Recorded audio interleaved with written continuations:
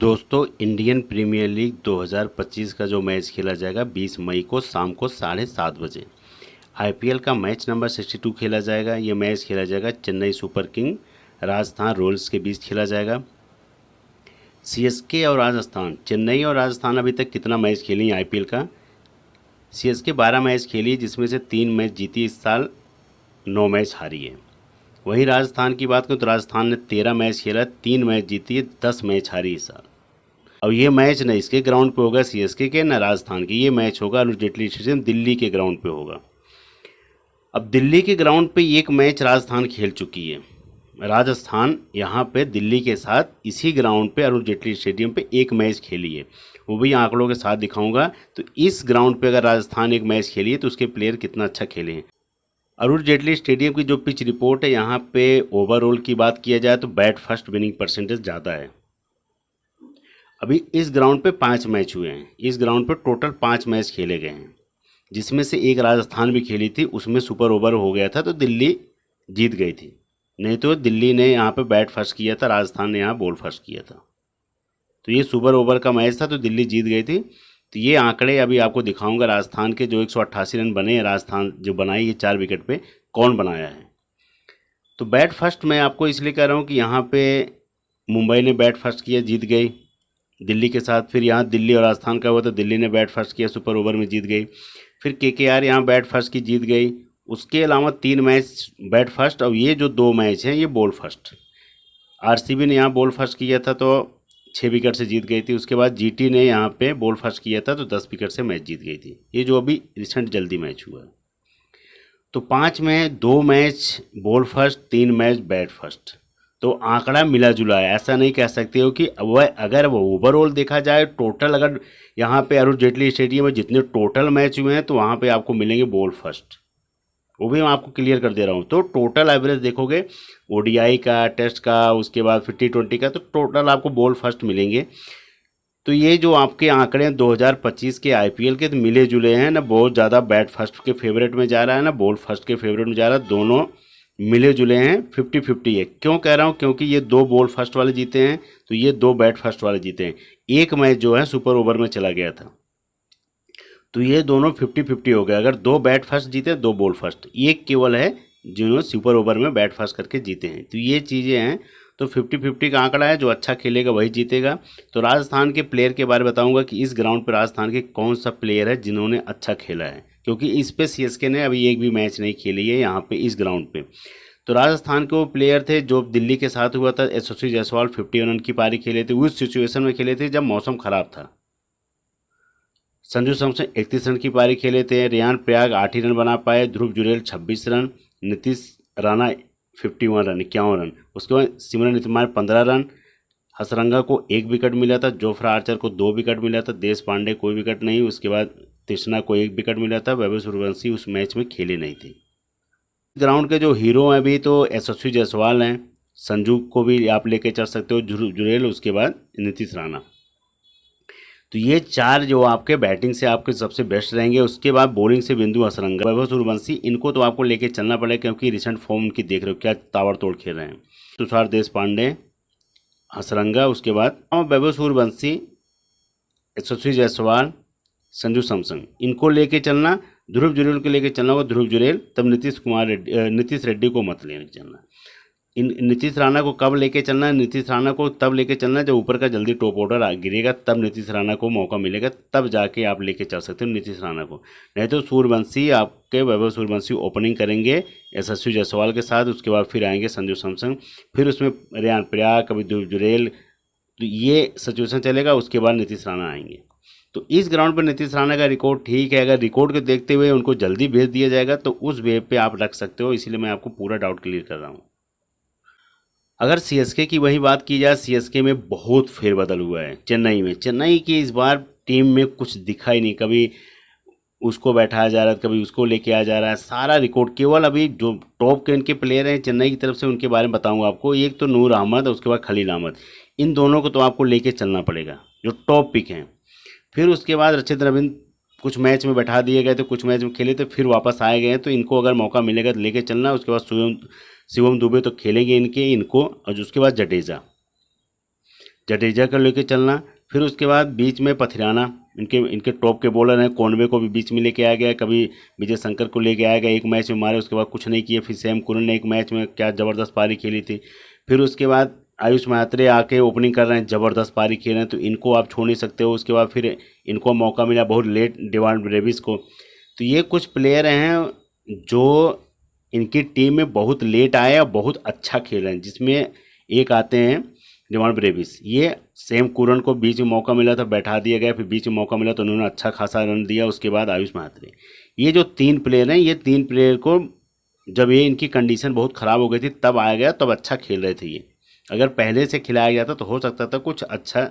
आयुष म्हात्रे, उसके बाद सैम कुरन, उसके बाद डेवान ब्रेविस, इन तीनों को तो जरूर लेके चलना अभी जो रिसेंट में, और इनको मौका मिलेगा। उसके बाद चौथे प्लेयर जो आपके बेस्ट रहेंगे जडेजा रहेंगे। जडेजा के बाद फिर आपको मैं यही क्लियर कर रहा हूँ नूर अहमद, खलील अहमद, उसके बाद बहुत ज़्यादा शिवम दुबे। इसके अलावा मैं किसी को नहीं बोलूँगा, 5 से 6 प्लेयर यही आपको। सीएसके और राजस्थान की अगर बात किया जाए तो विकेट कीपिंग में आपको तीनों फॉरवर्ड में किसको रखना है, तो विकेट कीपिंग से संजू सैमसन तीनों फॉरवर्ड में रहेंगे। उसके बाद फिर आपको मिलेंगे ध्रुव जुरैल, ये कहीं कहीं आपको हेड टू हेड में मिलेंगे, नहीं तो आपको स्मॉल लीग और उसके बाद ग्रैंड लीग में मिलेंगे ध्रुव जुरैल।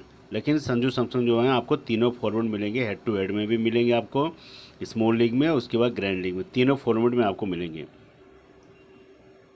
उसके बाद धोनी केवल ग्रैंड लीग में कोई रखेगा, जब ये दोनों फ्लॉप होंगे तभी धोनी का काम आएगा। उसके बाद कॉनवे को भी ग्रैंड लीग में आजमाएंगे। उसके बाद बहुत ज़्यादा जो स्मॉल लीग में लगाते होंगे तो वही कॉनवे को आजमाएंगे स्मॉल लीग में, हेड टू हेड में कोई नहीं रखेगा।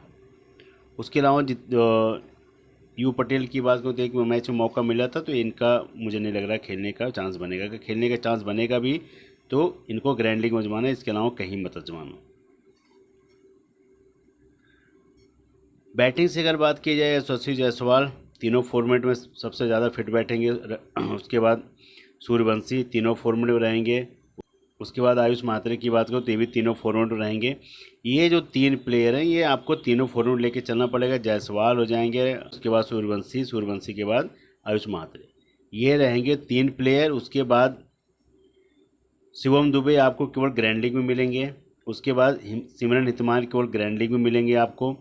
उसके अलावा इनको जरूर लेके चल सकते हो तीनों फॉरवर्ड में, नहीं तो आप इनको ग्रैंड लीग में, हेड टू हेड में जरूर, और ग्रैंड लीग में, और उसके अलावा इसको स्मॉल लीग में ज़रूर लेके चलना डेवान ब्रेविस को। चेन्नई की तरफ से हैं डेवान ब्रेविस, 59% सिलेक्शन है, तो इनको जीएल में अगर आजमाना होगा, उसके बाद स्मॉल लीग में दो में ज़रूर आजमाना। हेड टू हेड में अगर कहीं के रखना होगा तो हेड टू हेड में रख सकते हो, क्योंकि इनकी बैटिंग। उसके बाद लास्ट मैच में रचित रविंद्र को मौका मिला था, अगर मौका मिलेगा तो आप लेके चल सकते हो इनको ग्रैंड लीग में, उसके बाद स्मॉल लीग में। उसके बाद यस दुबे की बात करो तो 1% सिलेक्शन है, इनको किसी मैच में मौका देते हैं, कभी किसी मैच में बैठे रहते हैं। उसके बाद राहुल त्रिपाठी बेंच पे हैं, तो विजय शंकर सारे बेंच पे हैं, ये सारे प्लेयर। लेकिन जो भी रिसेंट खेल रहे हैं तो इनके बारे में मैंने आपको बता दिए, यही आपको मिलेंगे रिसेंट में, यही इन्हीं की फॉर्म अच्छी है। 3 इधर हो गए, चौथा में अगर आपको रखना होगा तो इनको रखना होगा, तीनों फॉरवर्ड इनको लेके चल सकते हो। ऑलराउंडर से अगर बात की जाए, जडेजा तीनों फॉरवर्ड रहेंगे, रियान पराग तीनों फॉरवर्ड रहेंगे। उसके बाद ग्रैंड लीग और स्मॉल लीग में बिंदु हसरंगा रहेंगे। सैम कुरन खेलेंगे तो तीनों फॉरवर्ड लेके चलना। उसके अलावा रविचंद्रन अश्विनी केवल ग्रैंड लीग पिक रहेंगे। जेम्स ओबर्टन खेलेंगे तो भी आपको केवल ग्रैंड लीग पिक रहेंगे। उसके अलावा कोई खास है नहीं जो ऑलराउंडर में है, तो जिन ऑलराउंडर में आपको मैंने बता दिए, ये जो 2 प्लेयर हैं ये आपको तीनों फॉर्मेट रहेंगे रिसेंट में। अगर ये खेलेंगे तो ये तीसरा प्लेयर जुड़ जाएगा, नहीं तो स्मॉल लीग ग्रैंड लीग में इनको जरूर लेके चलना है। और उसके अलावा ये सब बेंच पे रहेंगे, अगर अश्विनी को मौका मिलता है तो केवल आपको जीएल की पिक रहेंगे, इसके अलावा small league head to head में मत रखना। बॉलिंग से बात करो, नूर अहमद तीनों फॉरवर्ड लेके चलना ही पड़ेगा। खलील अहमद को ग्रैंड लीग और स्मॉल लीग, कोई हेड टू हेड में रखेगा। उसके बाद पथिराना सेम वही रहेगा, ग्रैंड लीग स्मॉल लीग, और कोई इनको हेड टू हेड में भी रखेगा, ऐसा नहीं है। उसके अलावा तुषार देशपांडे 50 का परसेंट है, तो इनको भी ग्रैंड लीग और स्मॉल लीग में रखना। उसके बाद फिर आते हैं अंशुल कंपोज की बात करूँ तो ये भी आपको केवल ग्रैंड लीग पिक रहेंगे। फारूकी जो है केवल ग्रैंड लीग पिक रहेंगे, जो राजस्थान की तरफ से खेलेंगे। आकाश मधवाल केवल ग्रैंड लीग पिक रहेंगे, ये भी राजस्थान की तरफ से हैं।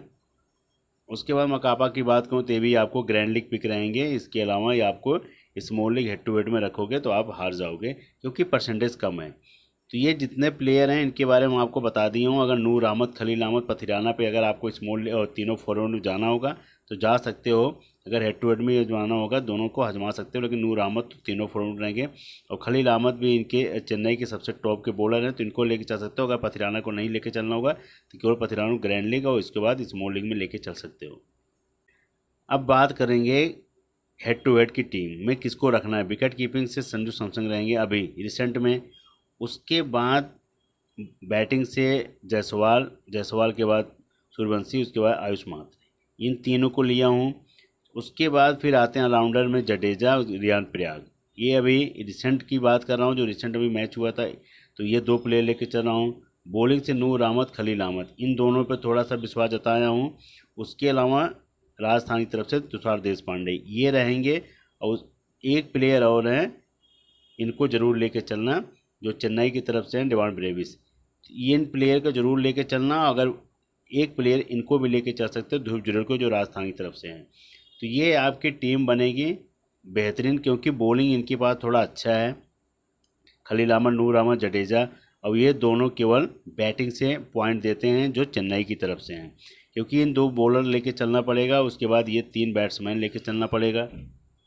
फिर उसके बाद राजस्थान की तरफ से संजू सैमसन, ध्रुव जुरेल, रघुवंशी, उसके बाद यशस्वी जायसवाल, रियान पराग, तुषार देशपांडे। तो ये सबसे टॉप की पिक रहेंगे। ये 2 प्लेयर, कभी रियान पराग भी बॉलिंग करने आ जाते हैं, तुषार देशपांडे भी आ जाते हैं। उसके बाद जायसवाल, ये सब जितने प्लेयर हैं ये सारे राजस्थान की रीढ़ की हड्डी हैं, यही रन मारते हैं सबसे ज़्यादा।